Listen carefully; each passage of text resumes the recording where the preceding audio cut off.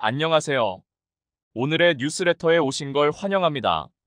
미국의 수출 규제에 대한 보복 조치로 중국이 또다시 자원 무기화를 들고 나왔습니다. 지금까지는 히토류나 리튬을 가지고 대응해왔다면 이제 텅스텐까지 무기화할 가능성이 높다는 예상이 나오면서 미국을 비롯한 전 세계가 긴장하고 있는 상황입니다. 최근 중국 정부가 희귀금속인 안티모니 수출 통제를 시작한 것을 두고 전문가들은 중국이 주요 광물에 대한 공급망을 장악하기 위한 본격적 행보라고 분석합니다. 안티모니는 조금 생소한 단어일 수 있습니다만 굉장히 중요한 광물입니다.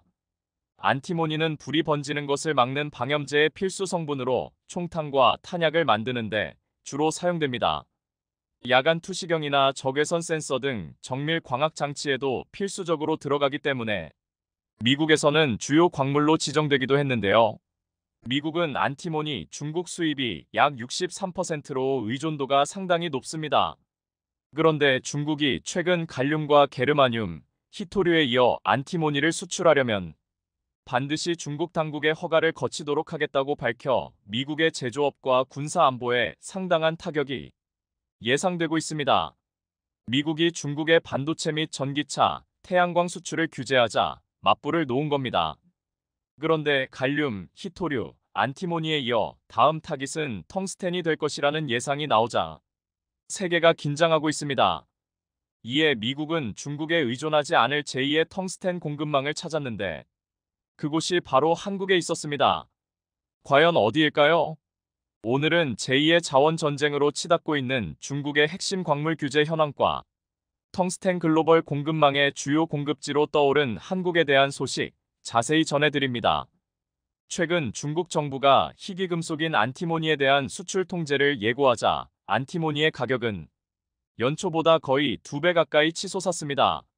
로이터는 중국의 수출 통제가 현재 단계에서 노골적인 무역 공격이라기보다는 미국의 중국에 대한 반도체 및 첨단 기술에 대한 추가 규제를 막기 위한 경고용으로 활용되고 있다고 진단했습니다. 중국은 2010년에도 영토 분쟁과 관련한 보복 조치로 일본에 대한 히토류 수출을 중단하면서 상당한 영향력을 과시한 바 있는데요. 그런데 갈륨과 히토류, 안티모니에 이어 다음 타깃은 텅스텐이 될 가능성이 크다는 예상이 나오고 있습니다.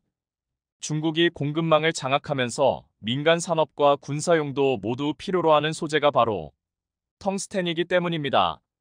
실제로 중국 정부는 이미 지난해 11월부터 안티모니와 텅스텐, 은을 수출하는 업체에 대해 해외 선적 이력을 공개하고 최소 금융 유동성 요건을 충족하도록 요구하는 조치를 단행했습니다. 미국 리서치 회사의 마이크로 옵스는 미국이 텅스텐 비축량을 빠르게 소진하고 있어 향후 1218개월 안에 수출국에서 수입국으로 바뀔 것이라는 전망을 내놓았는데요. 텅스텐은 다이아몬드만큼 단단하고 3400도 초고온도 견딜 수 있는 광물로 반도체와 로켓 등의 필수 재료이며 중석이라고도 불립니다. 뿐만 아니라 군사무기와 자동차, 전기차 배터리, 반도체 및 산업용 절삭기 등이 핵심 소재로 사용되고 있고 특히 TSMC와 엔비디아의 반도체에도 쓰여 수요가 확대될 것으로 전망되는 광물 자원입니다. 이미 인공지능 AI, 자율주행차 등 4차 산업이 성장하면서 10kg당 가격이 최근 5년 새 188달러에서 319달러로 70% 뛰었습니다. 그런데 하필 전 세계 생산량 대부분을 중국이 차지하고 있습니다. 이렇게 중요한 핵심 광물에 대한 중국의 수출 규제 조치가 기정사실이 되자 미국도 발 빠르게 움직이기 시작했습니다. 중국에 대한 의존을 최대한 줄이기 위한 대안을 찾기 시작한 것인데요. 그런데 놀랍게도 미국 지질조사국은 한국의 강원도 영월 텅스텐 광산을 찾아왔습니다. 영월 기업 알몬티 대한중석은 지난 23일 미국 정부 소속 지질조사국 USGS 글로벌 광물분석연구센터 대표단이 영월 상동광산을 찾아 텅스텐 광산 재개발 현황을 확인했다고 밝혔습니다. CNBC 등의 외신 보도에 따르면 중국은 아직 텅스텐 수출 규제를 공식 발표하지는 않았지만 미국이 반도체 등 중국에 대해 더욱 더 압박을 가하면 결국은 텅스텐까지도 수출 규제에 나설 가능성이 크다고 보고 있습니다. 따라서 지금 세계 각국은 텅스텐 공급처를 다각화해야 한다며 텅스텐 광산을 찾고 있는 상황인데요. 이처럼 중국이 아닌 곳에서 텅스텐 공급이 초미의 관심사가 된 지금 한국이 대체지로 주목받고 있습니다. 강원도에서 텅스텐의 나면 얼마나 나겠느냐고 의구심을 가지실 수 있을 텐데요. 생각보다 그 양이 엄청납니다. 한국에 있는 광산이 중국 외 텅스텐 공급량의 절반을 생산할 있는 잠재력이 있다는 주장까지 나왔습니다. 알몬티 산업 보고서에 따르면 미국 RESHOR법은 2026년부터 중국산 텅스텐을 군사 장비에 사용하는 것을 금지하고 있으며 유럽연합 집행위원회는 지난해 수입된 중국산 텅스텐 카바이드에 대한 관세를 5년 더 연장했는데요. 미국 하원위원회는 최근 미국의 주요 광물 정책에 관한 새 실무 조직을 발표하기도 했습니다. 그러자 텅스텐의 수요 증가와 공급량 제한이 예상되면서 이미 가격이 몇 년 만에 최고치를 기록했습니다. 미국은 2015년 이후 텅스텐을 자국 내에서 생산하지 않고 있어 전부 수입에 의존해야 하는 실정입니다. 상황이 이렇게 돌아가자 이미 큰 손들은 중국 이외의 텅스텐 공장을 찾아 투자하기 시작했고, 지난 2월 워런 버핏이 소유한 IMC 그룹의 계열사인 IMC 앤드밀은 대구시와 텅스텐 파우더 제조 시설에 1,300억 원을 투자하는 계약을 체결하기도 했습니다.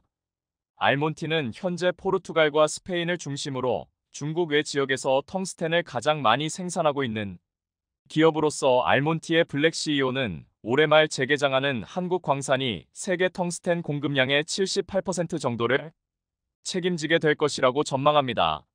한편 미 지질조사국 대표단은 이번 방문에서 영월의 텅스텐 광산이 갖고 있는 잠재력을 확인했고, 알몬티는 앞으로 이 광산을 다시 운영해 상당한 텅스텐을 공급할 예정입니다. 알몬티가 개발하려고 하는 영월 상동광산은 세계 최대 규모의 텅스텐 광산 중 하나로 알려진 곳으로 영월군이 추정한 텅스텐 매장량만 5,280만 톤에 이릅니다. 이것은 60년간 채굴이 가능한 규모로 약 60조 원 상당의 가치로 추산하고 있는데요. 알몬티는 상동광산에서 연간 99.99% 순도의 산화 텅스텐 4,000톤을 생산할 계획이라고 발표했습니다. 그럼 지금 강원도 영월의 분위기는 어떨까요? 원래 폐광 지역이었던 강원도 영월과 울진 등은 최근 텅스텐이 급부상하면서 다시 들썩이고 있습니다. 무려 30년 만에 텅스텐 광산을 다시 가동하게 됐기 때문입니다. 강원도 영월군 상동읍하면 지나가는 사람 한 명 찾아보기 힘든 적막한 산골입니다. 그런데 최근 마을 곳곳에 상동광산 개발을 환영합니다. 파이팅! 같은 현수막이 걸려 있습니다. 텅스텐 광산은 1950년대 우리나라 수출의 절반 이상을 차지했던 곳입니다. 1970년대 상동은 강원도의 명동이라고 불렸을 정도입니다. 전국에서 장정들이 몰려와 작은 마을에 3만여 명이 북적였고 당시엔 시외버스 정류장도 있었습니다. 하지만 산업 구조가 바뀌고 중국산 텅스텐이 세계 시장을 잠식하면서 광산은 1994년 문을 닫았습니다. 이후 30년간 마을은 쇠락했습니다. 지금은 노인 등 천여 명이 농사를 짓고 사는 전국에서 가장 인구가 적은 읍이었는데 갑자기 텅스텐 광산이 재개하게 된 것입니다. 원래 이 광산은 공기업인 대한중석이 갖고 있었으나 1994년 거평그룹에 매각됐다가 1998년 IMF 경제위기 때 거평이 부도를 맞자 2015년 캐나다의 광업회사 알몬티 인더스트리즈에 인수됐습니다. 그리고 최근 텅스텐 가격이 급등하면서 30년 만에 다시 문을 열고 채굴 시설을 장착하고 있는 것인데요. 얼마 전 영월군과 광산채굴 기업 알몬티는 지난달 영월군 상동읍에 텅스텐 가공 공장을 짓기 위한 업무 협약을 맺었습니다. 알몬티는 앞으로 1,000억 원을 투자할 예정이라고 밝혔습니다.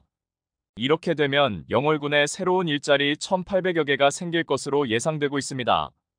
영월군은 2027년까지 25만 평방미터 규모의 텅스텐 산업단지도 만든다는 계획입니다. 현재 영월의 텅스텐 광산의 추정 매장량은 최대 5,800만 T입니다.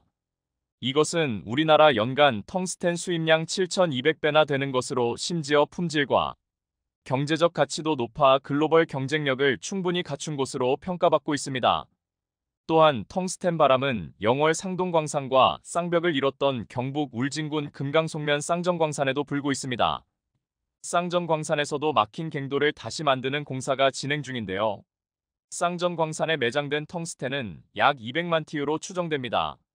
만약 영월과 울진의 텅스텐 광산이 살아나고 이곳에서 순도 높은 텅스텐이 채굴된다면 국내 반도체 및 2차 전지 산업 등 현재 95% 이상을 중국에 의존하고 있는 국내 산화 텅스텐 수입 실정도 해소할 수 있을 것으로 예상되고 있습니다. 중국이 가장 싫어할 만한 시나리오가 현실이 되는 것입니다. 다른 나라도 아니고 반도체, 인공지능, 전기차 배터리 등 첨단 분야에서 중국과 경쟁하고 있는 한국에서 텅스텐 광산이 다시 문을 연다니 중국으로서는 분통이 터질 일일 것입니다. 전기차 시장에서 가장 중요한 것은 리튬을 확보하는 것입니까? 이다. 중국이 전 세계 리튬 시장에서 지배적인 영향력을 가진 상황에서 각국은 리튬 확보에 점신이 없습니다. 남미와 인도네시아 등은 자원민족주의를 내세우면서 리튬을 국유화하고 있고 미국은 동맹국에서 생산된 리튬을 이용해야만 전기차 보조금을 지급하겠다고 밝힐 정도입니다. 한국에도 리튬 광산이 있는 것으로 알려져 있지만 아직 본격적인 개발은 이루어지지 않았습니다. 자연스럽게 한국 기업들은 해외에서 리튬을 확보하기 위해 움직이고 있는 상황입니다. 그런데 리튬 대신 더 저렴한 소재를 이용해 배터리를 생산한다면 어떨까요? 그것도 한국이 세계 2위의 매장량을 가진 소재라면 더 이상 한국이 배터리와 관련해 미국이나 중국에게 휘둘리지 않아도 될 겁니다. 자연스럽게 배터리 시장에서도 한국이 앞서게 되고 더 나아가 전기차 시장도 한국이 장악하는 미래를 그릴 수 있을 겁니다. 오늘은 이 내용에 대해서 살펴보도록 하겠습니다. 5년 뒤인 2028년에 리튬 사용량의 50%를 내재화하겠다. 배터리 소재 사업을 확장하고 있는 LG화학이 리튬 등 핵심 소재 광물의 공급망을 확보해 내재화하겠다는 구체적 임목표를 세웠습니다. 전기차 배터리 수요가 폭발하면서 안정적으로 소재를 공급하기 위해서 자체적으로 광물을 확보하는 것이 중요한 사안으로 떠오르고 있는 만큼 적극적인 공급망 구축에 나서겠다는 것입니다. 광물 가격도 치솟으면서 자체 공급망은 가격 경쟁력과도 직결되는 상황입니다. LG화학이 광물 내재화율을 높이면 LG화학으로부터 배터리 소재를 공급받는 LG에너지솔루션까지 LG그룹의 배터리가 치사슬이 한층 강화될 것으로 예상됩니다. LG화학은 지난달 25일 하얀 석유로 불리는 리튬의 내재화율은 2028년까지 50%로 늘리며 니켈은 65%까지 내재화율을 끌어올라겠다는 계획을 발표했습니다. 내재화란 광물을 개발, 확보한 업체와 합작하거나 지분 투자, 지분 교환을 통해 생산 광물의 일정 분량을 확보하는 전략입니다. 필요한 물량을 시장이나 공급업체로부터 받아 쓰는 상단기 공급 계약과는 구분되는 개념으로 독자적인 공급망을 구축하겠다는 접근 방식입니다. LG화학은 지금까지 공식적으로 내재화율을 외부에 공개한 적이 없습니다. 이 때문에 관련 부서를 제외한 LG화학 직원들도 광물 내재화율 목표에 대해 잘 알지 못하고 있었습니다.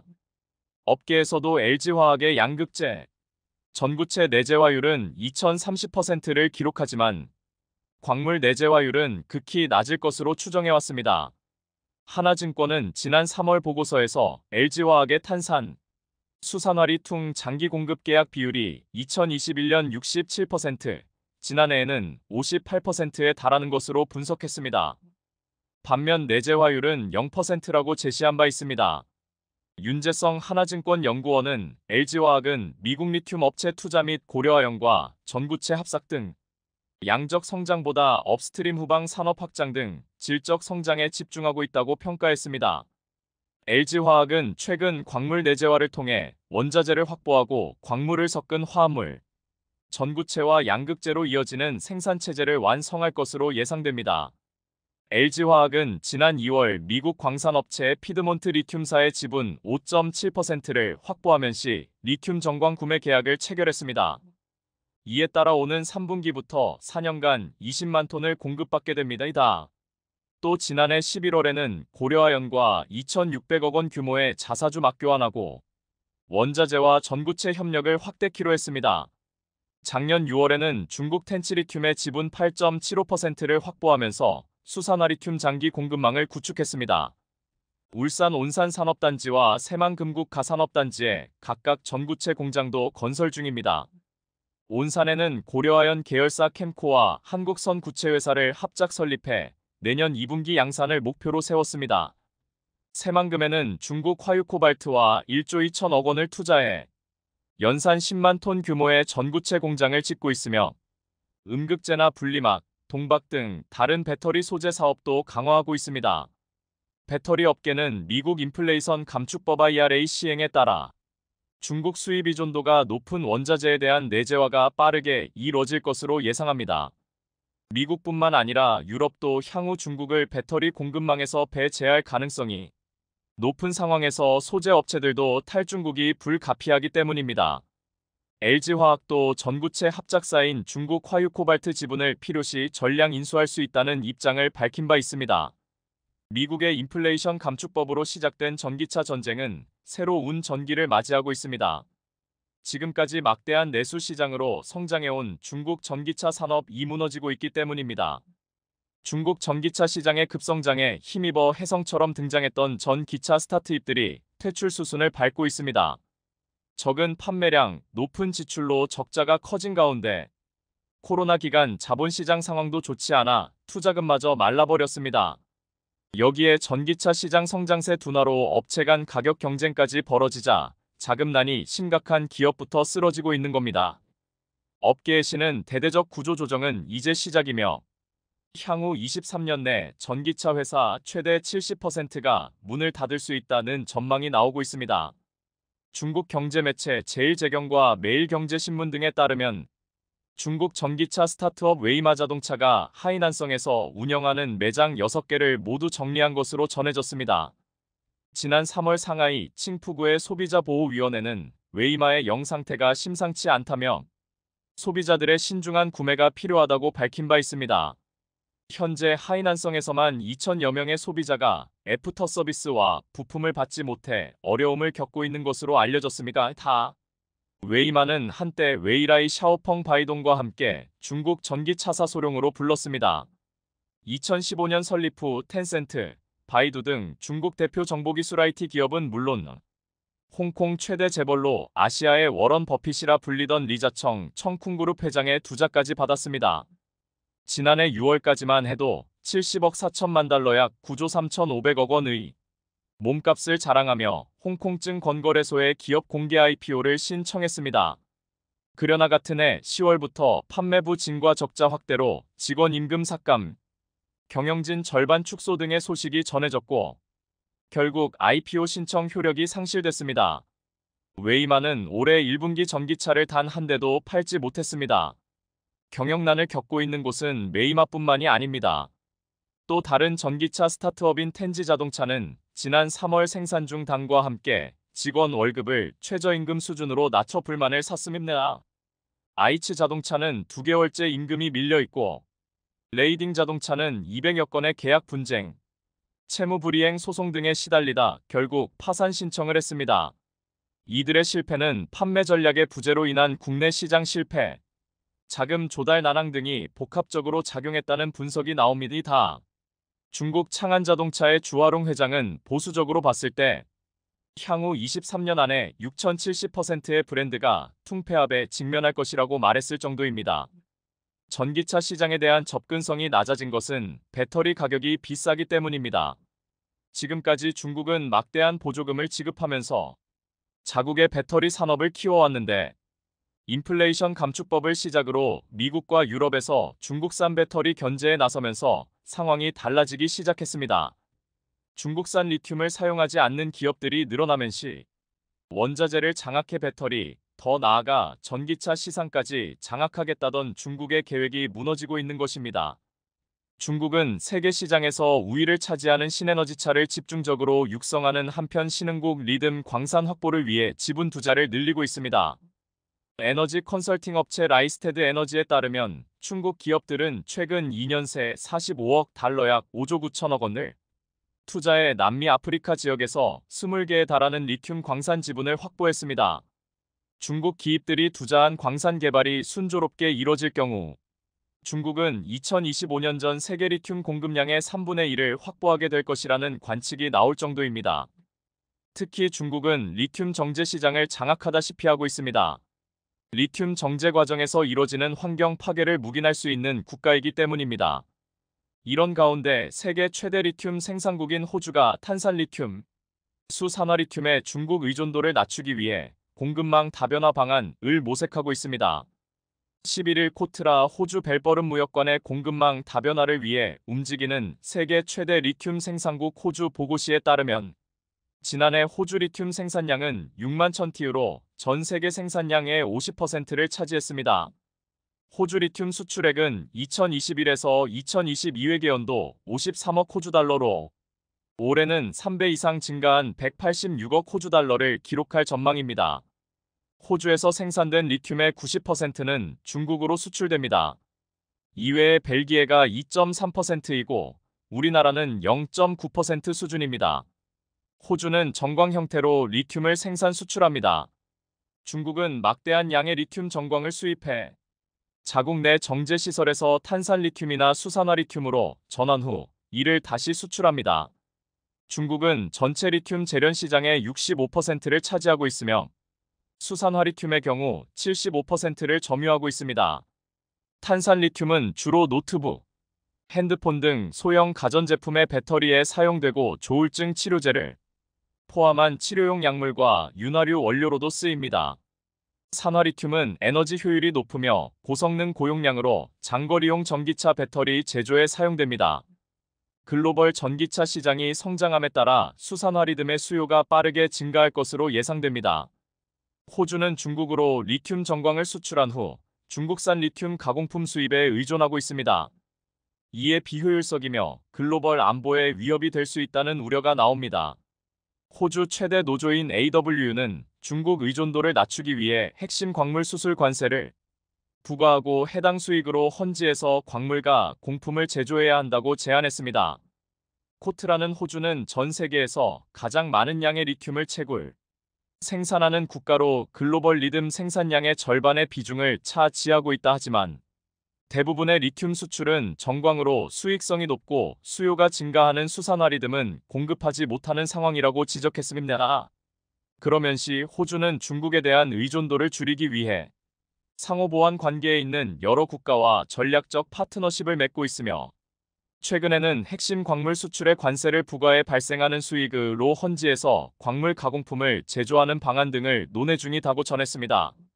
이렇게 리튬을 두고 치열한 싸움이 이어지는 상황인데 리튬 매장량이 부족한 한국에게는 마냥 좋은 소식은 아닙니까? 그런데 한국이 리튬이 아닌 새로운 해법을 찾아내면서 배터 시장의 대격변이 예상되는 상황입니다. 한국과학기술연구원 KIST 에너지 저장 연구센터 이민아 박사팀이 리튬 이온 전지를 대체할 마그네슘 2차 전지를 개발했습니다. 이 전지는 일반 2차 전지에 쓰이는 전해질을 사용할 수 있으며 지금까지 연구됐던 마그네슘 전지보다 충전할 때 필요한 전기를 10분의 1가량 줄일 수 있습니다. 뿐만 아니라 990회 이상 충방전을 거듭해도 안정적으로 작동한 것으로 알려졌습니다. 이민아 박사는 4일 값비싼 리튬 은 전량 수입에 의존하고 있으나 마그네슘은 국내 매장량이 많아 소재 단계부터 연구 개발을 하고 있다고 말했습니다. 마그네슘은 리튬보다 에너지 저장 용량이 1.9배 높지만 지금까지 효율적인 충방전이 어려웠습니다. 이에 연구진은 마그네슘 금속을 음극으로 사용해 고효율로 충방전 반응을 유도하는 기술을 개발했습니다. 이 기술을 적용해 테스트한 결과 리튬이온 전지에 들어가는 것과 유사한 전해질 TFSI를 사용해도 총방전 때 과전압이 0.2V 미만으로 과전압을 10분의 1로 줄였습니다. 즉 충전할 때 전기를 더 적게 사용할 수 있다는 의미입니다.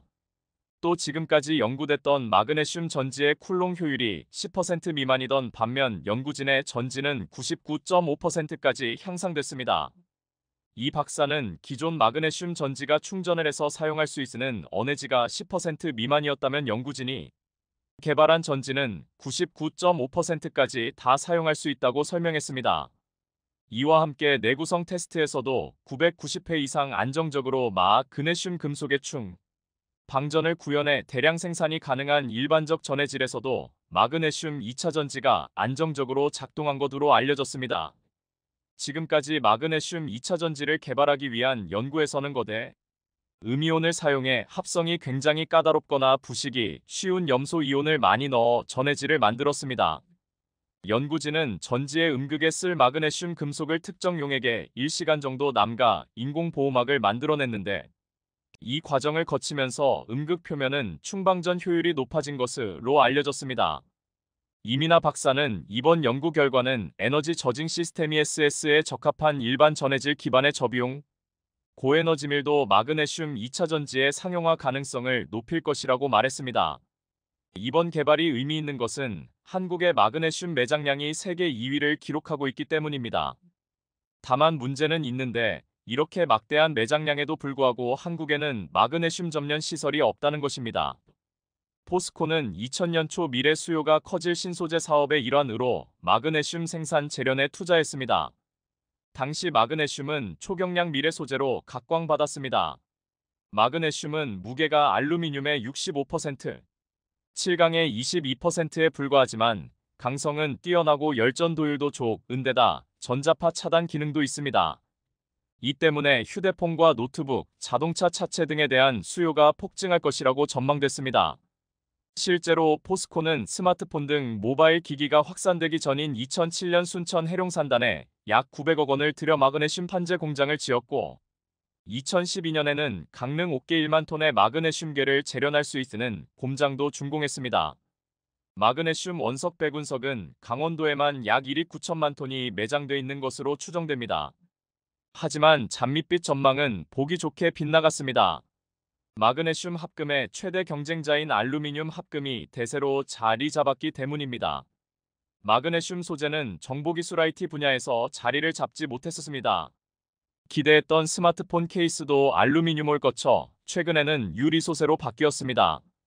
글로벌 스마트폰 업체 관계자는 마그네슘은 물성이 단단하고 가벼운 것은 맞는데 주조와 후처리가 어려워 스마트폰에 적합한 재료가 아니다라고 설명했습니다. 자동차 시장 역시 마찬가지인데 강화되는 각국의 연비 규제를 맞추기 위해 마그네슘 소재를 자동차 차체에 많이 적용할 것으로 기대했지만 알루미늄과 초고강도 강판 등 7강 소재가 이를 대체했습니까? 마그네슘이 가볍기는 하지만 부식으로 후처리에 많은 공정이 소요돼 양산차에 적용하기에는 한계가 있었습니다. 여기에 전 세계 마그네슘 생산의 80%를 차지하는 중국이 원재료를 쥐고 흔들면서 포스코의 마그네슘 사업은 더 위기를 맞았습니다. 환경 문제도 고민인데 2013년 강릉 옥계 공장에 지은 마그네슘 공장에서 페놀 등 독성 물질이 누출되면서 토양을 오염시켰고 결국 포스코는 현지 사업을 접기로 했습니다. 이후 한국은 마그네슘을 중국에서 대부분 수입해왔습니다. 그러나 상황이 달라졌습니다. 마그네슘으로 리튬을 대체할 수 있다면 미국의 인플레이션 감축법에도 걸리지 않고 중국 의존도도 줄일 수 있게 됩니다. 물론 현재도 마그네슘 수입을 중국에 의존하고 있지만 매장량이 부족한 리튬에 비하면 마그네슘은 국내에서도 충분히 확보가 가능합니다. 국제 정세에 따라 언제 가격이 널뛸지 모르는 리튬에 집착하는 것보다는 국내에서 안정적인 확보가 가능한 마그네슘에 집중하는 것이 장기적으로는 좋을 수밖에 없습니다. 환경오염을 이유로 중국의 리튬 정제를 맡겨온 선진국들은 뒤늦게 자국 내에 리튬 정제 시설을 늘리고 있는 상황입니다. 결국 중국에게 의존하는 부분을 최대한 줄이는 것이 필요한 시점인데 마그네슘이 한국 배터리와 전기차 산업의 새로운 해법이 될 것으로 기대를 모으고 있습니다. 최근 대만과 일본 언론들은 TSMC가 일본 구마모토현에 건설 중인 첫 번째 반도의 공장이 내년 2월 준공될 것이라고 보도했습니다. 구마모토 반도체 공장은 일본이 반도체 부흥을 위해 무려 4조 3,149억 원이나 세금을 지원하면서 급속도로 지어지고 있는 공장입니다. 그런데 이처럼 일본이 반도체 부흥에 사활을 걸고 있는 공장에 예상치 못한 대형 악재가 발생했습니다. 지난 8일 일본 홋카이도 연안에 정어리떼가 대규모 폐사해 주변국들의 비상한 관심이 쏠렸습니다. 특히 중국 포털 사이트 바이두는 홋카이도 남부 하코다테시 해안에 떼죽음을 당한 정어리들이 몰려들었다는 뉴스를 영상과 함께 보도했습니다. 영상을 보면 하코다테시 해안가에 빽빽하게 들어찬 정어리 사체가 파도를 타고 백사장으로 몰려드는 장면이 담겨 있습니다. 흡사 물고기 파도를 방불케 할 정도로 정어리 사체가 한꺼번에 몰려든 것입니다. 현지 주민들 역시 이렇게 많은 정어리 사체가 한꺼번에 몰려든 것은 처음이라는 반응을 보였고 원인이 무엇인지 두려워했습니다. 그런데 일본을 공포에 몰아넣은 정어리 떼죽음이 최초 시작된 곳은 사실 일본이 반도체 공장을 짓고 있는 구마모토 앞바다입니다. 지난 10월 구마모토현 앞바다에서 최초로 시작되어 최근 홋카이도 앞바다까지 기이한 현상이 이어진 것입니다. 특히 중국 매체들이 일본 해안가에 떠밀려온 정어리 집단 폐사에 비상한 관심을 보였습니다. 관련 기사는 중국 바이두에서 인기 뉴스 2위에 올랐으며 중국 주요 매체들은 물론 지역 언론들까지 앞다퉈 게재하는 등 폭발적인 관심을 끌었습니다. 중국 매체들이 이 뉴스를 전할 때 제목에는 주로 원인 불명이라는 점이 강조됐습니다. 중국이 이처럼 일본 해안에 밀려온 정어리떼 사체에 큰 관심을 보이는 이유는 일본의 후쿠시마 제1원자력발전소 오염수 해양 방류와 관련이 있습니다. 중국 누리꾼들은 이 기사 댓글을 통해 해시태그 오염수 방류로 인해 발생한 것 같다. 일본의 오염수 방류로 인류가 멸종하는 시기가 그리 멀지 않을 것이다. 중국 매체들은 앞서 지난 10월 18일에도 일본 매체를 인용해 규슈 구마모토현에서 수천 마리의 정어리 사체가 발견됐다는 소식을 전하면서 오염수가 원인인가? 란 제목을 달았습니다. 더구나 홋카이도까지 뒤덮은 정어리떼 영상이 공개된 이후 중국뿐만 아니라 해외 언론과 소셜미디어에서 후쿠시마 원전 오염수와의 연관성을 지적하는 글들이 잇따랐습니다. 영국의 대중매체인 데일리메일도 수천 톤의 물고기 사체가 일본 해안으로 밀려왔다는 제목으로 관련 내용을 보도하면서 일본이 후쿠시마 방사능 오염수를 바다에 방류한 지 3개월 뒤에 일어난 일임을 강조했습니다. 그러자 당황한 일본은 일부 언론이 정어리류의 사체와 처리수의 해양 방출에 관련이 있는 것처럼 보도하고 있는데 수산청의 자체 조사 결과 처리수의 해양 방출을 이유로 삼을 근거가 없다고 설명하고 있다. 며 억측을 자제해달라고 했습니다. 하지만 결국 일본 정부조차 원인을 모른다는 이야기입니다. 문제는 구마모토현의 TSMC 공장이 준공을 앞두고 있는 시점에서 오염수 문제가 불거지고 정어리떼 사체가 대규모로 발견되자 이곳이 안전하지 않은 지역이라는 이야기가 돌고 있다는 점입니다. 반도체 공장의 핵심 요소는 핵심 인력과 토지, 풍부한 전력, 그리고 수자원이 핵심 요소입니다. 그 중에서도 핵심 인력이 이탈하지 않도록 하는 게 너무도 중요합니다. 그런데 오염수 문제가 터진 것입니다. 이렇게 되면 TSMC에 숙련된 반도체 핵심 인력들이 이 지역의 근무를 꺼릴 수밖에 없습니다. 오염수 문제로부터 멀리 떨어져 있는 TSMC 미국 공장조차도 핵심 인력을 구하지 못해 공장 가동을 계속 연기할 정도로 인력 문제 해결은 결코 쉽지 않습니다. TSMC 대만 인력들은 문화적인 적응 차이를 이유로 미국 공장 근무를 꺼리고 있는데요. 방사능 문제에 직격탄을 맞은 구마모토에서 과연 이들이 가족들과 함께 이주를 해 근무를 할 수 있을지 의구심이 듭니다. 얼마 전 TSMC는 미국 반도체 공장을 위한 인력을 구하기 위해 반도체 숙련 근로자 2,000명을 더 찾습니다라는 구인 공고를 냈습니다. 최근 미국 공장에 필수 첨단 장비인 EUV 극자외선을 들이는데 성공했지만 장비 공급업체들은 설치 관련 핵심 직무인 관리 감독관, 전기공, 초고순도 배관공, 판금 작업자 등 근로자 2,000명을 더 찾고 있습니다. TSMC는 미 애리조나주 피닉스에 약 54조 원을 투자해 반도체 공장 2곳을 짓고 있지만 전문 인력 확보에 어려움을 겪으며 결국 가동 시점을 계속 미루고 있는데요. TSMC는 투자자를 위한 임시 거주 비자인 이 비자로 대만 숙련공 수백 명을 애리조나에 단기 파견해 인력 구멍을 메울 계획을 세울 정도로 사람 구하는데 애를 먹고 있습니다. 대만의 핵심 인력들이 미국의 조직 문화 적응에 애를 먹으며 미국행을 거절하는 경우도 많기 때문입니다. 더구나 대만인들은 그간 방사능 오염수 방류에 민감하게 반응해왔습니다. 일본이 오염수를 방류하자 대만에서도 소금 사재기 열풍이 불었을 정도로 민감했습니다. 한국에서 소금 사재기 열풍이 불었을 당시 이 현상이 대만까지 전해진 것입니다. 대만의 불안감이 가중된 상황에서 일본 주재대만 대표라는 사람이 방사능이 몸에 이롭다는 헛소리까지 늘어놓자 불난 집에 불을 붙이고 말았습니다. 얼마 전 일본 주재대만 대표가 방사능 원소가 건강에 유익하다는 식의 발언을 해 논란이 됐는데요.谢장팅 주일본 대만 대표는 SNS를 통해 실제로 미량의 방사성 원소는 신체에 유익하다며 대만 베이터오 온천이나 일본 타마가와 온천을 예로 들면서 이곳에는 미량의 라듐이 포함되어 있고 연구에서 이는 건강에 유익한 것으로 판명됐다는 말을 했습니다. 이 발언은 곧 일본 주재 대만 대표라는 위치에 있는 사람으로서 할 말이냐며 대만 내에서 많은 이들의 반발을 불러일으켰고 그제서야 자신은 온천의 라듐 효과에 대해서만 이야기한 것이지 처리수에 대해서 언급하지 않았다고 해명했는데요. 하지만 이미 늦었습니다. 야당인 대만 국민당 주리룬 주석은谢장팅 대표의 이 같은 발언은 다른 사람으로 하여금 주일 대만 대표가 아닌 주대만 일본 대표라 여겨질 수 있다.谢장팅 대표가 직접 오염수를 몇 잔 드셔보고 국민을 안심시켜달라고 직격탄을 날렸습니다. 오염수 문제로 일본과 대만의 반도체 협력이 삐그덕거리는 가운데 글로벌 반도체 기업들은 한국의 둥치를 틀기 시작했습니다. 삼성은 최근 반도체 핵심 기업인 네덜란드 ASML의 공식 협력을 받아냈습니다. 지난 12일 네덜란드 펠트호번에 위치한 ASML에서 열린 한 네덜란드 반도체 기업인 간담회에서 삼성전자와 ASML은 차세대 반도체 제조기술 연구개발화 언드 디센터를 한국에 설립하는 MOU를 체결했습니다. 또한 SK하이닉스와 ASML은 EUV용 수소가스 재활용 기술 공동 개발 MOU를 체결했습니다.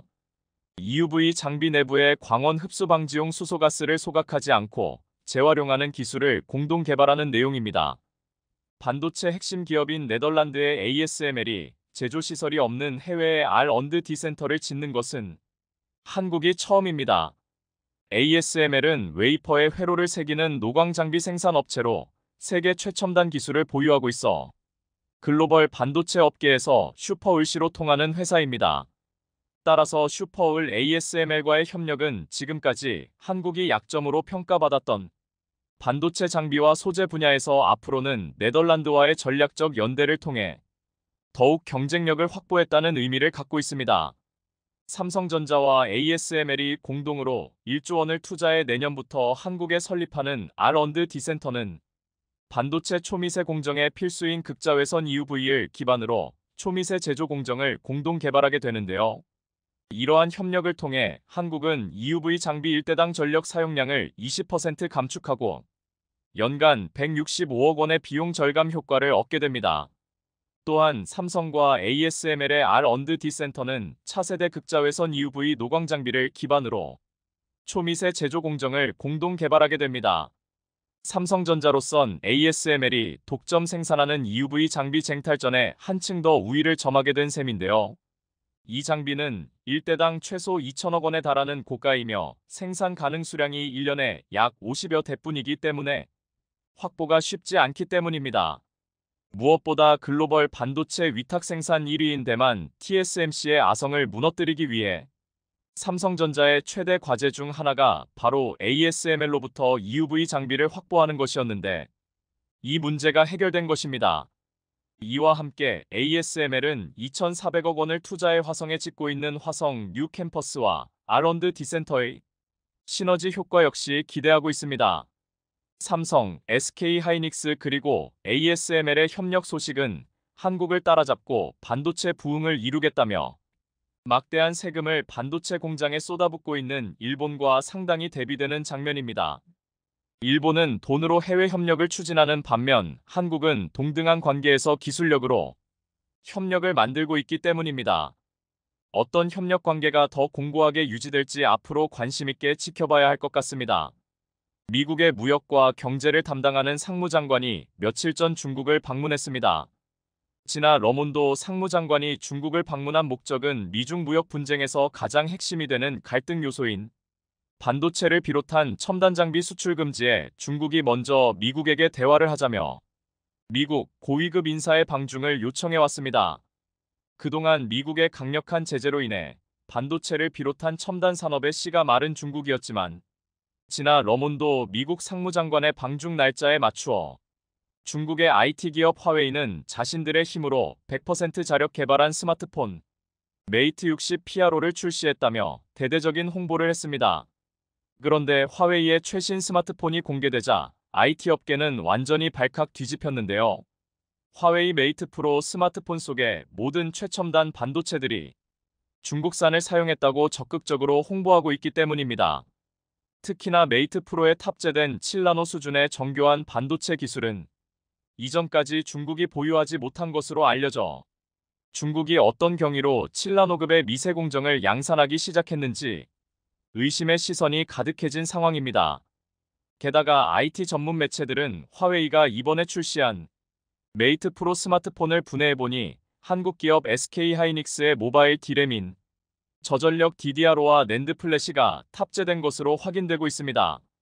미국 제재를 정면으로 받고 있는 화웨이에 한국산 반도체 부품이 탑재되었다는 소식이 알려지자 SK하이닉스 측은 즉각적으로 미국의 화웨이 제재 이후 최근 3년간 화웨이와 거래한 사실이 없다며 미국 수출 규제를 철저하게 준수하는 것이 회사의 방침이라고 발표했습니다. 즉 SK하이닉스는 화웨이 측에게 반도체를 공급하지 않았는데 화웨이가 비정상적인 유통 경로를 거쳐 한국산 반도체를 확보한 뒤 자사 스마트폰에 탑재했다는 결론이 나옵니다. 이에 미국에선 굉장히 분노하고 있는 상황입니다. 먼저 중국이 대화를 하자고 해서 미국 상무장관을 보냈더니 미국의 반도체 수출 규제를 보란듯이 무시하면서 최첨단 반도체가 적용된 화웨이 스마트폰을 공개했다는 점입니다. 무엇보다 화웨이는 중국 정부의 지분이 포함된 사실상 국영기업으로 분류되기 때문에 화웨이가 이런 기술 도발을 실시한 것은 중국 정부의 입김이 확실하게 작용했다는 것을 증명합니다. 하지만 이와 같은 중국의 기술적 도발이 나오자마자 미국의 러몬도 상무장관은 즉각적으로 미국은 중국을 상대로 많은 채찍을 가지고 있으며 언제든지 사용할 수 있다고 밝혔습니다. 즉 중국의 첨단 산업을 봉쇄시킬 더욱 많은 수단이 있다는 것으로 중국의 반도체 IT 산업은 완전히 공중분해될 것이란 전망이 나오고 있습니다. 중국의 화웨이가 자신들의 기술적 도발을 위해 한국산 반도체를 어떻게 끌어들인 것인지 또 자랑스럽게 꺼내들었던 7나노급 반도체 기술력의 현실은 어느 정도인지 스카이경제가 자세히 분석했습니다. 드디어 중국이 선을 넘어버렸습니다. 3년 전 미국 정부로부터 완전히 스파이 기업으로 낙인 찍힌 화웨이가 반도체 수출 규제망을 요리조리 피해 한국산 반도체를 무단으로 사용하고 있다는 사실이 드러났습니다. 반도체 업계 전문가들은 첫 번째로 미국의 수출 규제가 실행되기 전 이를 예상한 화웨이가 대량으로 반도체를 주문해놓고 재고를 쌓아둔 뒤에 필요할 때마다 활용하고 있다는 것이며 두 번째로는 제3자 거래가 유력한 상황입니다. 한국의 SK하이닉스가 대만이나 일본 또는 유럽 등 수출 규제에 있지 않은 국가들에게 정상적으로 반도체를 수출했지만 대만이나 일본 등 현지의 기업들이 화웨이와 거래해 한국산 반도체를 웃돈을 받고 넘겼을 가능성도 있습니다. 대부분의 전문가들이 화웨이가 제3자 거래를 통해 반도체를 확보했을 것이라 보고 있으며 미국 정부 역시 화웨이가 어떤 경로를 통해 반도체를 확보했는지 조사한다고 발표한 만큼 화웨이가 단 한 번의 기술적 도발로 몰래 들여오던 한국산 반도체의 공급이 완전히 끊어질 위기에 놓였습니다.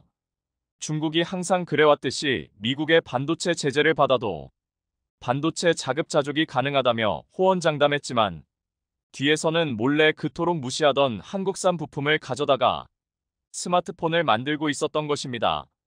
이를 통해 중국의 반도체 기술 수준과 생산 능력이 얼마나 부족한지 알 수 있습니다.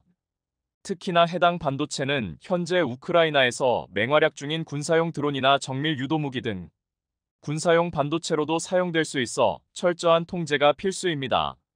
화웨이 스마트폰 속 모바일 D램과 낸드 플래시를 제외하면 스마트폰의 두뇌와 같은 CPU에는 중국의 반도체 기업 SMIC에서 생산한 7나노급인 기린 9000S가 탑재되었습니다. 현재까지 초미세 공정으로 분류되는 7나노보다 더 낮은 공정의 양산은 오직 삼성전자와 TSMC 두 곳에서만 가능한 상황인데 중국의 SMIC에서 뜬금없이 7나노 기린칩 양산에 성공해버린 상황입니다. 그런데 이 역시 진짜 7나노 미세 공정이 아니라 반쪽짜리 7나노라는 평가를 받고 있습니다. 7나노 공정은 EUV 극자외선 노광 장비를 통해서 양산이 이뤄지고 있는데 중국의 SMIC는 EUV 장비가 아니라 그보다 훨씬 구형의 장비인 DUV를 통해 7나노를 구현했다는 것입니다. SMIC는 10년 전 기술인 14나노 반도체를 만들던 업체지만 ArFi 액침 불화 아르곤을 이용한 심자외선 DUV 장비로 한쪽 웨이퍼에 같은 패턴을 여러 번 찍어내는 멀티 패터닝 기법을 통해 기존의 14나노 공정만 생산하다가 7나노 반도체 생산에 성공했다는 것입니다. 하지만 이런 방법에 문제가 있습니다. 가장 중요한 양산 수율이 나오지 않는다는 것입니다. 중국 SMIC가 사용 중인 DUV 노광 장비는 네덜란드로부터 도입했으며 네덜란드 업체와 미국 상무부에선 이미 DUV 장비로 여러 번 반복적인 패터닝을 통해 7나노 장비를 생산할 수 있다는 걸 알았지만 그럼에도 사용 승인을 내어준 이유는 14나노 반도체 생산용으로 쓰이던 DUV를 통해 7나노 반도체를 생산하는 경우 수율이 극악으로 떨어진다는 것입니다. 물론 실제로 양산을 시도한 SMIC만이 진짜 수율을 알겠지만 7나노 생산 수율이 5%에서 10% 사이라는 업계 관계자들의 관측이 있습니다. 즉 이렇게 DUV를 통해 생산된 7나노 반도체는 EUV를 통해 생산된 7나노 반도체보다 가격적으로 4배에서 5배가량 원가가 높으면서 성능 역시 EUV 7나노 반도체보다 낮습니다. 따라서 이런 식으로 중국이 만들어낸 반도체는 해외 수출하거나 경쟁력 있는 제품을 만드는데 사용되기보단 중국이 자존심을 굽히지 않기 위해 억지로 만들어낸 비효율적이고 뒤틀린 반도체에 가깝다는 것입니다. 결과적으로 중국이 이번에 공개한 첨단 스마트폰은 원가가 매우 높은 것으로 알려졌습니다. 첫 번째로 한국산 반도체를 정상 유통 경로로 공급받지 못하고 다른 업체를 끼고 비정상 유통 경로로 공급받기 때문에 한국에서 다이렉트로 수입하는 것보다 여러 차례 유통 마진이 적용된 가격으로 들여온 것이며 두 번째로 스마트폰의 핵심 두뇌로 알려진 CPU마저 무늬만 7나노를 갖추기 위해서 극악 수율의 멀티 패터닝 공정을 통해 생산하였기에 부품들 성능은 좋지 않더라도 단가 자체가 비합리적으로 비싸다는 것입니다. 따라서 이 제품을 정상적으로 시장에 출시하고 팔기 위한 목적보다는 자신들에게 반도체 제재를 한 미국을 향해 미국의 기술과 장비가 없어도 7나노 개발에 성공했다는 선전을 하기 위한 결과물이라는 것입니다. 하지만 중국이 이런 식의 기술 도발을 실천하자 미국이 무늬만 7나노인 반도체마저 못 만들게 하겠다며 7나노를 만들기 위한 반도체 소재 공급을 완전히 차단하기 위한 조치에 나서고 있습니다. 게다가 중국은 자신들도 고사양 스마트폰을 만들기 시작했다며 중국 내 공무원들을 대상으로 아이폰 사용을 금지한다는 정책을 발표했습니다. 이에 아이폰을 제조하는 애플의 주가가 급락하는 등 시장에 좋지 못한 반응이 나오고 있는데요. 하지만 글로벌 언론사들은 이번 아이폰 금지 조치는 중국의 큰 패착이 될 것이라고 전망했습니다. 중국 당국은 자국 공무원들에게만 우선적으로 아이폰 금지령을 내렸지만 사실상 중국 기업과 공무원 그리고 사회 전반적으로 아이폰을 금지하려는 목적입니다. 그러면서 동시에 14억 내수 시장을 활용해 자국산 스마트폰을 팔기 위한 큰 그림인데요. 하지만 중국의 화웨이는 미국의 제재로 구글의 안드로이드마저 사용할 수 없고 자체적인 운영체제로 작동합니다. 이는 완전히 시장 경쟁력이 없다는 것을 뜻합니다. 그리고 중국은 스마트폰 하나 만들 때조차 자국 기술력이 부족해 한국산 반도체마저 몰래 가져다가 조립하는 현실이라 중국이 아이폰을 금지하고 자국산 스마트폰을 활성화시키려면 한국산 반도체 부품이 더욱더 많이 필요할 것이란 전망입니다. 한국산 반도체 부품도 몰래 수입하여 끼워 넣는데 아이폰이 금지된다고 해서 사용되지 않을 것이란 보장은 없죠. 더 황당한 것은 아이폰을 제조하는 공장은 대부분 중국에 있어서 중국이 자국에서 아이폰 사용을 금지하면 아이폰 공장에서 일하는 자국민들의 일자리가 사라진다는 예상입니다. 또 아이폰이 금지되면 반대로 삼성 스마트폰의 점유율이 높아질 가능성도 있습니다. 중국이 어떤 선택을 하던지 간에 결과적으로는 안 좋은 일만 기다리고 있다는 뜻이죠. 이번 일에서 알 수 있듯이 중국은 한국산 반도체 의존을 버릴 수가 없고 미국으로부터 더욱 심한 압박을 받을수록 한국 반도체를 얻기 위해 더욱 많은 노력을 해야 할 것입니다. 그 증거로 중국은 거의 7년 만에 한국 단체 관광을 허가하면서 친환적인 태도를 보이고 있습니다. 2015년까지만 해도 한국을 방문하는 중국인 관광객이 600만 명이 넘었지만 중국의 한한령이 실시되고서 지난해 기준으로는 20만 명에 불과할 정도로 중국으로부터 입국하는 관광객이 자취를 감췄습니다. 하지만 8월 이후 중국의 한국 여행이 풀리면서 중국인 여행객들이 물밀듯 들어오고 있다는 것입니다. 그만큼 중국이 한국으로부터 얻어내고 싶은 게 있으니 이런 조치를 하는 것으로 보여집니다. 결국 터질 게 또 터지고 말았습니다. 경영난을 겪어온 중국 부동산 개발업체 비구이 위안이 채권 이자를 내지 못하면서 실질적인 채무불이행 상태에 빠졌습니다. 비구이 위안은 수년간 계약 매출 기준 중국 최대 부동산 개발업체였으나 현재는 7위로 떨어졌고 중국 전역에서 약 3천 건의 부동산 프로젝트를 진행하고 있는 회사인데요. 약 7만 명의 직원을 고용하고 있는데 전문가들은 비구이 위안이 만일 디폴트를 선언하게 되면 중국 최대 규모의 구조조정이 단행될 것이며 이렇게 되면 2021년 헝다 사태보다 더 심각한 상황이 올 수 있다고 경고하고 있습니다. 이런 가운데 시진핑 중국 국가주석이 미국에 대해 이례적인 발언을 해서 주목되고 있습니다. 시진핑 주석은 왕이 외교부장의 방미를 앞두고 중국은 상호 존중, 평화 공존, 협력 호혜의 대미 정책을 유지할 것이라며 미국도 이런 노력에 동참해주길 바란다라고 밝혔는데요. 이것은 최근 볼 수 없었던 태도로 중국이 미국의 꼬리를 내리는 언급이라 중국 내부의 힘든 분위기가 반영된 것이란 분석이 많았습니다. 하지만 중국은 뜬금없이 한국에 분풀이를 하고 나섰습니다. 미국의 고개를 숙이며 자존심에 상처를 입자 한국에 화풀이를 한 것인데요. 중국 상무부와 세관은 지난 20일 오는 12월 1일부터 고순도, 고밀도, 고강도 인조의견 재료와 제품, 구상의견, 팽창의견 등을 수출 통제 대상에 포함한다고 발표했습니다. 지난 8월부터 반도체 태양광 패널 소재인 게르마늄, 갈륨에 대해 수출을 통제하고 있는데 이제 흑연까지 추가한 것입니다. 전문가들은 세계 최대의 흑연 생산국이자 수출국인 중국이 흑연으로 미국의 대중국 제재에 대한 분풀이에 나섰다고 보고 있습니다. 흑연은 배터리 4대 요소인 양극, 음극, 전해질, 분리막 중 음극에 들어가는 핵심 요소로 탄소가 여러 층 쌓인 모양으로 규칙적인 층상 구조로 돼 있으며 특히 안정성이 높지만 가격이 저렴해 인기가 높습니다. 흑연이 중요한 이유는 흑연의 양과 질이 배터리 용량 증가에 직접적인 영향을 주기 때문입니다. 흑연의 품질 저하로 음극에 문제가 생겨 넘어오는 이온을 충분히 받아내지 못하면 그만큼 배터리 성능이 낮아질 수밖에 없기 때문입니다. 음극재에 쓰이는 흑연의 종류는 크게 천연흑연과 인조흑연 등 두 가지인데요. 천연흑연은 땅속에 있는 탄소 성분이 오랜 시간 고온과 고압을 받아 만들어지며 인조흑연 대비 가격이 저렴하고 고용량인 장점이 있습니다. 하지만 이온의 이동 경로가 양옆 두 곳밖에 없어서 충방전 효율이 떨어지고 이동으로 층이 벌어져 부풀어 오르는 단점도 있습니다. 인조흑연은 코크스와 피치를 3000도 이상의 고온에서 가열해 제조합니다. 이온의 이동 경로가 많아 천연흑연보다 수명이 길고 고출력이 가능하지만 생산 과정이 길고 복잡해 상대적으로 가격이 비싸다는 단점이 있습니다.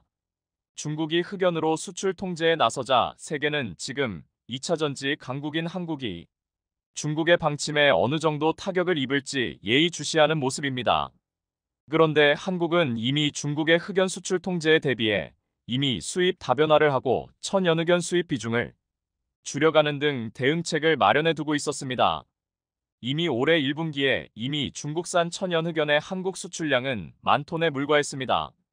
지난해 같은 기간보다 14.8%나 감소했습니다. 물론 여전히 천연흑연의 경우 중국 의존도가 높지만 한국은 음극 혁신 기술을 개발하는 등 위기를 기회로 전환하려는 시도를 게을리하지 않았습니다. 좋은 예가 바로 흑연 대신 실리콘을 섞은 실리콘 음극재입니다. 지금은 실리콘을 4% 정도 혼합하고 있는데 그 비중을 늘려나가면서 혁신을 주도하는 연구개발이 진행 중이며 과거 일본의 수출 규제 당시에도 한국이 소재 부품 장비 프로그램을 가동해 일본 의존도를 낮춘 것처럼 한국 기업들은 흑연 위기 역시 기회로 만들 능력이 있습니다. 특히 포스코 인터내셔널의 활약이 눈에 띕니다. 올 1월에 있었던 기업 설명회에서 포스코는 2차 전지 소재 사업 추진 계획을 공개하며 그룹 공급망의 한 축을 담당하겠다고 밝혔습니다. 음극재의 원료인 흑연을 비롯해 수산화 리튬, 블랙 파우더 등 그룹 밸류체인 곳곳이 공급 창구로 자리매김하겠다고 밝힌 것입니다. 이러한 선언 이후 약 6개월이 지난 지금 포스코 인터내셔널은 탈중국을 선도하고 있습니다. 2차 전지 소재 물량은 주로 포스코 퓨처엠의 수산화 리튬과 포스코 HY 클린메탈의 블랙 파우더 등 포스코 그룹사들의 공급량을 책임지고 있는데 무엇보다 포스코 인터내셔널은 최근 호주계 광업회사 블랙록 마이닝의 자회사 파루 그라파이트와 2차 전지용 천연흑연 장기 공급 계약을 체결했습니다. 25년간 연 3만 톤 그러니까 총 75만 톤 규모의 천연흑연을 공급받고 대부분 물량을 포스코 퓨처엠으로 보낼 계획인데요. 최근에는 블랙록 마이닝의 증자에 참여하고 이 천연흑연 구매 권한 수량을 연 6만 톤 규모로 확대하는 것을 협의 중이기도 합니다. 포스코의 경우에는 이처럼 일찍부터 탈중국화를 선언하며 자원 확보에 나선 덕분에 상대적으로 여유가 있고 특히 중국 외 시장에서 흑연 공급망을 확보해두고 있어 중국이 흑연 시장을 조이면 조일수록 반사 이익을 누릴 가능성도 커지고 있습니다.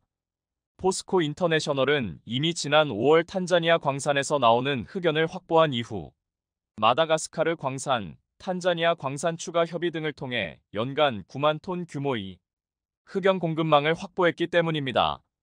또한 캐나다계 광업회사 넥스트소스와 협약을 통해 마다가스카르 몰로 광산에서 생산하는 인상흑연 또는 구형흑연을 10년간 조달하는 것도 추진하고 있습니다.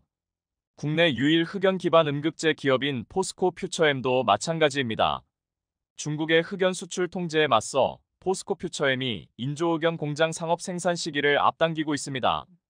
당초 내년 상반기 가동 예정이었지만 올해 안에 생산을 시작할 것으로 보이는데요. 포스코 퓨처엠 인조흑연 공장의 연간 생산 규모는 8,000TU로 현재 국내 배터리 3사 수요의 20%를 웃돌고 있습니다. 정부는 일단 중국의 수출 통제에 대응하기 위한 1단계로 내년부터 가동할 예정이었던 포스코 퓨처엠이 연산 8,000T 규모 인조흑연 생산 공장을 조기에 가동하는 방안을 추진하고 있는데요. 현재 중국의 수출 통제 예고 이후 인조흑연의 역할로는 더욱 더 힘을 받고 있습니다. 자원의 탈중국화를 위해 인조흑연에 대한 관심이 높아지면서 현재 포항이나 광양 외에도 북미 유럽 등에서도 투자 요청이 쇄도하고 있는 상황입니다. 인조흑연은 포스코 제철소에서 나온 콜타르를 가공해 만든 침상 코크스를 원료로 합니다. 따라서 포스코 제철소 부산물을 활용하여 만들기 때문에 한국은 안정적인 원료 확보가 가능합니다. 그동안 천연흑연만 활용해 배터리용 음극재를 생산해왔지만 대부분 중국에서 수입해왔고 중국이 신경질을 부릴 때마다 긴장해야 했지만 이제는 포스코 내 밸류체인 속에서 안정적으로 인조흑연을 확보할 수 있게 된 것입니다. 그리고 포스코는 결국 마다가스카르 광산 선적까지 완료해버렸습니다. 이미 지난 8월 포스코 인터내셔널은 마다가스카르에서 흑연 광산을 개발 중인 캐나다 넥스트소스 머티리얼즈와 손을 잡았습니다. 탄자니아에 이어 마다가스카르산 흑연 수급을 살피고 배터리 원재료 공급망을 강화하기 위해서입니다. 넥스트소스는 마다가스카르 남부 톨리아라주에 위치한 몰로 흑연 광산을 보유하고 있는데요. 1단계로 연간 1만 7천 T의 흑연 정광을 생산하고 2단계에서 15만 T로 생산량을 확대할 예정이며 이 광산 수명은 약 30년입니다. 포스코 인터내셔널은 국내 최대 동박 원료 공급사로서 미국과 중동, 동남아시아 등 전 세계 80여 개의 파트너사를 두고 있는데요. 탄탄한 네트워크를 토대로 배터리 원료 사업에 본격 진출했고 흑연의 중요성을 미리 간파하고 수입 다변화를 위해 캐나다 업체와도 손을 잡은 것입니다. 그런데 최근 포스코 인터내셔널의 캐나다 협력 광업회사 넥스트소스 머티리얼즈가 마다가스카르 광산에서 생산한 흑연 선적을 최초로 완료했다고 발표했는데요. 이 소식은 중국의 수출 통제와 절묘하게 맞물려 포스코의 공급망 다각화 행보가 얼마나 선제적이었는지 더욱 빛을 발하게 해주었습니다. 마다가스카르 몰로 광산을 통해 인상흑연 연간 3만 티 또는 구형 흑연 1만 5천 티를 10년간 공급받게 됨에 따라 중국의 흑연 통제가 곧바로 한국 업체들에게 직격탄을 맞게 하지는 않을 것으로 보입니다. 결국 중국은 꼬리를 내렸습니다. 수제팅 중국 상무부 대변인은 26일 정례 브리핑에서 중국 정부의 수출 통제는 어떤 특정 국가와 지역을 겨냥한 것이 아니고 특정 산업을 겨냥한 것도 아니다. 중국은 수출이 관련 규정에 들어맞는다면 허가를 받게 할 것이다. 요건만 맞으면 허가하겠다고 은근슬쩍 꼬리를 내린 것입니다. 그러면서 철강야금, 화학공업 등 기초산업에 주로 쓰이는 용광로용 탄소전극 등 5종의 저민감성 흑연 품목에 대해 적용됐던 임시 수출 통제는 취소한다고 밝혔습니다. 중국도 이제 한국이 요소수 사태 때처럼 자기들의 수출 통제에 당황하고 큰 타격을 받는 그런 나라가 아니라는 것을 절감하고 있을 것입니다.